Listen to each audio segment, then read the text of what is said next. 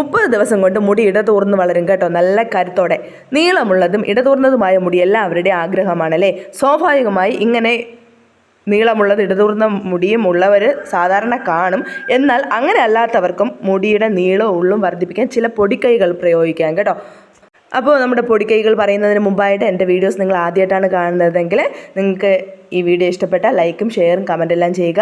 അതിനോടൊപ്പം തന്നെ സബ്സ്ക്രൈബ് ചെയ്യുമ്പോൾ സൈഡിൽ ഒരു ബെൽ ബട്ടൺ ഉണ്ട് കേട്ടോ, അതും കൂടെ ഒന്ന് എനേബിൾ ചെയ്തേക്കുക. എങ്കിൽ മാത്രമേ ഞാനിടുന്ന വീഡിയോസിൻ്റെ നോട്ടിഫിക്കേഷൻ നിങ്ങൾക്ക് കറക്റ്റ് സമയത്ത് കിട്ടത്തുള്ളൂ കേട്ടോ. സാധാരണ ദിവസേന ഏകദേശം 0.3 മുതൽ 0.5 മില്ലിമീറ്റർ വരെയാണ് മുടി നീളം വയ്ക്കാറുള്ളത് കേട്ടോ. ഇത് മാസത്തിൽ ഏകദേശം 1.5 സെൻറ്റിമീറ്റർ വളരും. അതുകൊണ്ട് തന്നെ മുടിക്ക് വളരാൻ നമ്മൾ സാഹചര്യം ഒരുക്കി കൊടുക്കേണ്ടത് അത്യാവശ്യമായിട്ടുള്ളൊരു കാര്യമാണ് കേട്ടോ. ഇനി പറയുന്ന കാര്യങ്ങൾ ചിട്ടയോടെ 30 ദിവസം ചെയ്താൽ മുടിയുടെ നീളവും ഉള്ളും സ്വാഭാവികമായി വർദ്ധിപ്പിക്കാൻ വേണ്ടിയിട്ട് പറ്റും കേട്ടോ. നമ്മൾ വേറെ ഹെയർ പാക്കോ ഹെയർ ട്രീറ്റ്മെൻറ്റോ ഒന്നും ചെയ്തില്ല എങ്കിലും ഈ പറയുന്ന പൊടിക്കൈകൾ നമ്മൾ മുടക്കം കൂടാതെ ചെയ്ത് കഴിഞ്ഞാൽ നമ്മുടെ മുടിയുടെ നീളവും വർദ്ധിപ്പിച്ച് അതുപോലെ തന്നെ ചെറിയ ചെറിയ ബേബി ഹെയർസ് വരുന്നതും നമുക്ക് കാണാൻ വേണ്ടിയിട്ട് പറ്റും കേട്ടോ. മുടി മുറിക്കുന്ന കത്രികയ്ക്ക് എന്താ മുടി നീട്ടുന്നയാളുടെ വീട്ടിൽ കാര്യമെന്ന് വിചാരിക്കേണ്ട കേട്ടോ. നമ്മുടെ മുടി നീട്ടാൻ, അതായത് മുടി നീട്ടി വളർത്തുന്ന യജ്ഞത്തിൽ പ്രധാന പങ്കാളി ഈ ഒരു താരമാണ് കേട്ടോ, നമ്മുടെ കത്രിക. മുടി വെട്ടാതിരുന്നാലും മുടി വളരും കേട്ടോ. പക്ഷേ കൃത്യമായ ഇടവേളകളിൽ അഗ്രം മുറിച്ചു വിട്ടാൽ മുടി കൂടുതൽ വേഗത്തിൽ ഇടതൂർന്ന് വളരും കേട്ടോ. മാത്രമല്ല മുടി വെട്ടാതെ വളർത്തുമ്പോൾ അത് മുടിയുടെ ആരോഗ്യത്തെ ബാധിക്കും കേട്ടോ. മുടിയുടെ അറ്റം പൊട്ടിപ്പോകാനും അറ്റം വിണ്ടു കീറാനും ഇത് കാരണമാകും. കൃത്യമായ ഇടവേളകളിൽ മുടി വെട്ടുന്നത് ഈ പ്രശ്നങ്ങൾ ഒഴിവാക്കും കേട്ടോ. അതുപോലെ തന്നെ സ്പ്ലിറ്റൻസ് കുറയ്ക്കാൻ വേണ്ടിയിട്ട് സഹായിക്കുന്ന വേറൊരു വിദ്യ എന്ന് പറയുന്നത് നമ്മുടെ മുടി തോർത്തുന്ന സമയത്ത്, കുളിച്ചിട്ട് തോർത്തുന്ന സമയത്ത് അഗ്രത്ത് കൊണ്ടുപോയിട്ട് നമ്മൾ തോർത്ത് ഉപയോഗിച്ച് റബ്ബ് ചെയ്യാതിരിക്കുക. അതുപോലെ തന്നെ മുടിയുടെ തുമ്പിൽ കൊണ്ടുപോയിട്ട് കോമ്പ് ഉപയോഗിച്ച് അമിതമായിട്ട് ചീകാതിരിക്കുക. ഈ 2 കാര്യങ്ങളും ചെയ്തു കഴിഞ്ഞാൽ നമ്മുടെ മുടി പൊട്ടിപ്പോകും കേട്ടോ. സ്പ്ലിറ്റൻസ് ഉണ്ടാകും നമ്മുടെ മുടിയിൽ. ഇതൊന്ന് കൺട്രോൾ ചെയ്യുക. അതിനോടൊപ്പം തന്നെ നമ്മൾ ഉറങ്ങുന്നതിന് മുമ്പായിട്ടും അല്ലെങ്കിൽ നമ്മൾ വീട്ടിൽ നിൽക്കുന്ന സമയത്തും മുടി നല്ല രീതിയിൽ കെട്ടിവയ്ക്കാൻ വേണ്ടിയിട്ട് ശ്രമിക്കുക. പിന്നിയിട്ടിട്ട് നമ്മളെ മുടി തുമ്പ് മടക്കി കെട്ടിയിട്ട് ഒരു ബണ്ണിട്ട് കൊടുക്കുന്നത് നല്ലതായിരിക്കും. അല്ല എങ്കിൽ കിടക്കുന്നതിന് മുമ്പായിട്ട് മുടി ഉച്ചിയിൽ കെട്ടി വയ്ക്കുന്നതും നമ്മുടെ സ്പ്ലിറ്റൻസ് കുറയ്ക്കാൻ വേണ്ടിയിട്ട് സഹായിക്കും കേട്ടോ. അതുകൂടാതെ തന്നെ മുടി കൊഴിച്ചിൽ ഏറ്റവും കൂടുതൽ നമ്മെ അലട്ടുന്നത് ഒരു പക്ഷേ കുളി കഴിഞ്ഞ് തല തോർത്തുമ്പോഴായിരിക്കും അല്ലേ. തലയിലെ വെള്ളം പോകാൻ അമർത്തി തുടയ്ക്കുമ്പോൾ മുടി പൊട്ടിപ്പോരുന്നത് സ്വാഭാവികമായിട്ടുള്ള കാര്യമാണ്. സ്ഥിരം നമ്മൾ ചെയ്യുന്ന ഒരു കാര്യമാണ് അല്ലേ. ആ സമയത്ത് നമുക്ക് ധാരാളം മുടി പൊഴിഞ്ഞു പോകുന്നതായിട്ട് കാണാൻ പറ്റും. പ്രത്യേകിച്ച് ഷാമ്പു ഇട്ട് മുടി വരണ്ടിരിക്കുന്ന അവസരത്തിൽ നമ്മളിങ്ങനെ തുടച്ചു കഴിഞ്ഞാൽ പിന്നെ പറയേണ്ട കാര്യമില്ല. അതുപോലെ തന്നെ ഇതിന് ശേഷം ഷാമ്പു ഇട്ടിട്ട് നമ്മൾ മുടി ഉണങ്ങിയതിന് ശേഷം തല ചീകുകയാണെങ്കിൽ പിന്നെ ഒന്നും നോക്കണ്ട, മുടി ഒരു കുട്ടയ്ക്ക് പൊഴിഞ്ഞു പോരും നമുക്ക് കാണാൻ വേണ്ടിയിട്ട് പറ്റും. ഷാമ്പു ഉപയോഗിച്ച ശേഷം കണ്ടീഷണർ കൂടി ഉപയോഗിച്ചാൽ മുടി പൊട്ടുന്നത് ഒഴിവാക്കാൻ വേണ്ടിയിട്ട് സാധിക്കും കേട്ടോ. കണ്ടീഷണർ ഉപയോഗിക്കുമ്പോൾ മുടി മിനുസമുള്ളതാകുന്നതിനോടൊപ്പം തന്നെ നമ്മുടെ മുടി പൊട്ടിപ്പോകുന്നത് തടയാനും സഹായിക്കും കേട്ടോ. അതുപോലെ തന്നെ നമ്മുടെ മുടി നന്നായി വളരണമെങ്കിലും മുടി വേരുകൾക്ക് ആരോഗ്യം വേണം അല്ലേ. തീർച്ചയായും നമ്മുടെ ഭക്ഷണത്തിലൂടെ ലഭിക്കുന്ന പോഷകങ്ങൾ മുടി വേരുകളെയും ശക്തിപ്പെടുത്തും കേട്ടോ. പക്ഷേ അവ മാത്രം മതിയായില്ല കേട്ടോ. മുടി വേരുകൾക്ക് പഴങ്ങൾ, തേന്, പാൽ തുടങ്ങിയവ നേരിട്ട് പുരട്ടുന്നത് മുടി വേരുകളെ ശക്തി ഉള്ളതാക്കാൻ വേണ്ടിയിട്ട് ഹെൽപ്പ് ചെയ്യും കേട്ടോ. ഉള്ളി, വെളുത്തുള്ളി എന്നിവയുടെ ജ്യൂസ് നമ്മൾ ആഴ്ചയിൽ 1 ദിവസമെങ്കിലും അപ്ലൈ ചെയ്ത് കൊടുക്കുന്നത് നല്ലതായിരിക്കും. അതുപോലെ തന്നെ തേങ്ങാപ്പാൽ, തേങ്ങാവെള്ളം ഇവയെല്ലാം ഇങ്ങനെ നേരിട്ട് നമ്മളെ തലയോട്ടിയിൽ പുരട്ടാവുന്നതാണ് കേട്ടോ.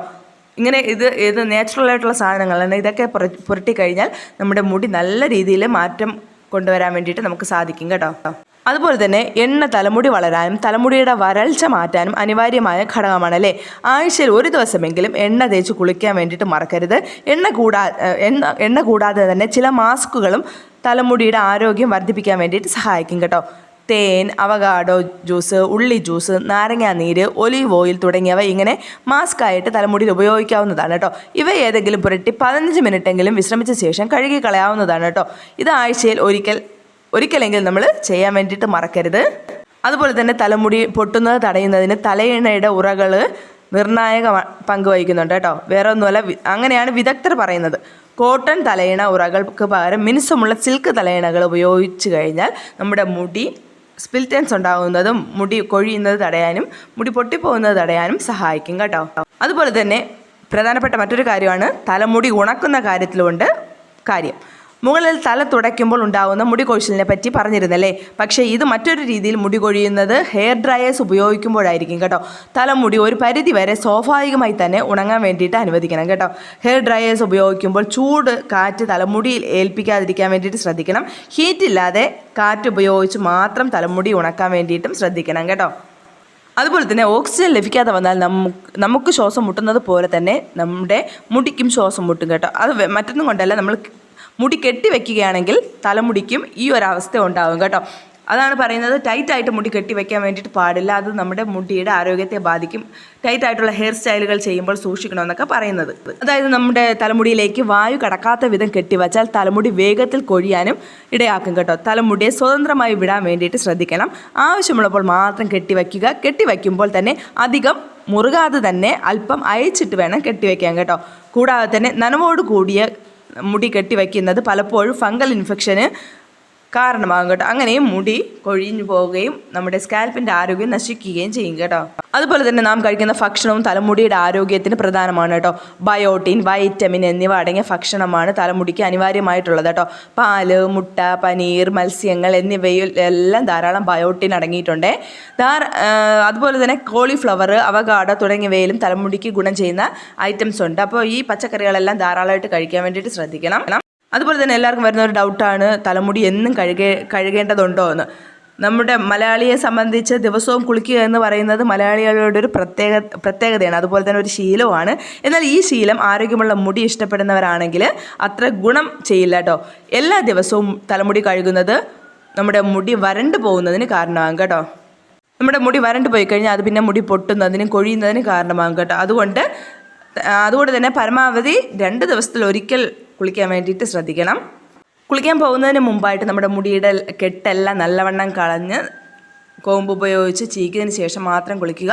അല്ല എങ്കിൽ നമ്മൾ ജട കളയാതെ കുളിക്കുകയാണെങ്കിൽ വെള്ളം നമ്മുടെ മുടിയിലേക്ക് വീഴുമ്പോൾ വീണ്ടും അത് ജട കൂടാനും അങ്ങനെ ജട കൂടി മുടി പൊട്ടിപ്പോകാനും ഊരിപ്പോകാനും ചാൻസ് ഉണ്ട് കേട്ടോ.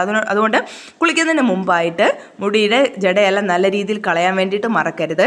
അതുപോലെ തന്നെ ഓയിൽ അപ്ലൈ ചെയ്യുന്നതിന് മുമ്പായിട്ട് ഹെയർ നല്ലവണ്ണം വൃത്തിയാക്കണം. അതിന് പല്ലകലമുള്ള ഒരു കോമ്പല്ല എങ്കിൽ നമ്മുടെ കൈ ഉപയോഗിച്ചിട്ട് ഇത് നല്ല രീതിയിൽ ചെയ്യാവുന്നതാണ് കേട്ടോ. ജട കളയാൻ ബെസ്റ്റ് എന്ന് പറയുന്നത് നമ്മുടെ കൈകൾ തന്നെയാണ്. അതാകുമ്പോൾ ജടയുള്ള ഭാഗം നമുക്ക് പെട്ടെന്ന് കണ്ടെത്താനും അത് നമുക്ക് പെട്ടെന്ന് റിമൂവ് ചെയ്യാനും പറ്റും. ഇതെൻ്റെ പേഴ്സണലായിട്ടുള്ള ഒപ്പീനിയൻ കേട്ടോ. കൈ കൊണ്ട് ജട കളയുന്നതാണ് ബെസ്റ്റ് എന്നത്.